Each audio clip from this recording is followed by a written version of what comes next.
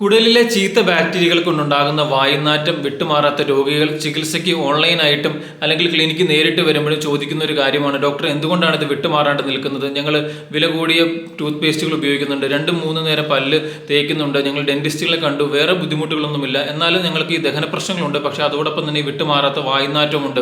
ഇങ്ങനെയുള്ള രോഗികളോട് നമ്മൾ വിശദമായിട്ട് തന്നെ അതിൻ്റെ കാരണം പറഞ്ഞു കൊടുക്കാറുണ്ട്.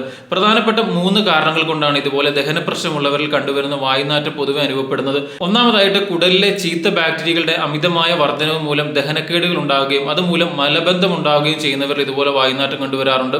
അതോടൊപ്പം തന്നെ ആസിഡ് റിഫ്ലക്സ് ഉള്ളവരിൽ, പ്രത്യേകിച്ച് അമിതമായ അസിഡിറ്റി ഉള്ളവരിൽ അല്ലെങ്കിൽ GRD പോലുള്ള രോഗങ്ങളുള്ളവരിൽ, പ്രത്യേകിച്ച് ഭക്ഷണം കഴിച്ച ഉടനെ തന്നെ ഭക്ഷണത്തിന്റെ ദഹിക്കാത്ത ഭക്ഷണത്തിന്റെ കണ്ടന്റും അതോടൊപ്പം തന്നെ വയറിലുള്ള ബൈലും അല്ലെങ്കിൽ ദഹനരസങ്ങളെല്ലാം മേളിലോട്ട് കയറി വരുമ്പോൾ ഇതെല്ലാം മിശ്രിതമായതുകൊണ്ട് തന്നെ ഒരു സ്മെല്ല് വായിൽ അനുഭവപ്പെടുകയും നാക്കിൽ ഇതുപോലെ ഒരു വെള്ള കോട്ടിങ് അല്ലെങ്കിൽ മഞ്ഞ രീതിയിലുള്ള കോട്ടിങ് കണ്ടുവരികയും ഇത് രോഗികൾ പലപ്പോഴും ബ്രഷ് ചെയ്യുമ്പോൾ അല്ലെങ്കിൽ ടങ് ക്ലീനർ ഉപയോഗിച്ച് ക്ലീൻ ആക്കി കളയാറുമുണ്ട്.